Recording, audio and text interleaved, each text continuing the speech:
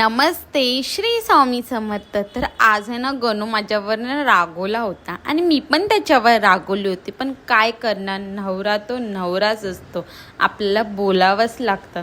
मग मी त्याच्यासाठी त्याचा राग कमी करण्यासाठी जेवण करायला आली आणि त्याला खायचं होतं कारल्याचं भरतं. तर मी त्यासाठी भाजी पण केली आणि कारल्याचं भरतं पण केलेलं. हा बघा माझा नवरा कॉलवर पण बोलतो आणि मोबाईल पण यूज करतो.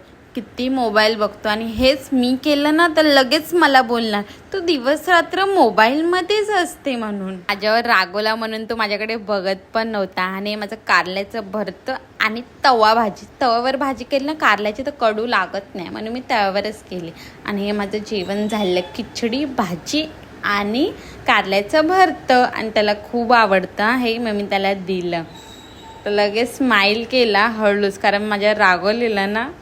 नंतर जेवायला बसला, मी त्याला विचारलं कसं झालंय आणि तो हसत होता. त्याला कळलेलं की त्याला खुश करण्यासाठी मी कारल्याचं भरतं केलेलं. मग मी त्याला विचारलं कसं झालंय, व्हिडिओसाठी बोल नको खरं सांग. तर तो बोलला छान झालंय. त्याला हे म्हणजे कसं पण केलं तरी हे छानच होतं कारल्याचं भरतं. तर भेटूया आपण नेक्स्ट ब्लॉगमध्ये. बाय.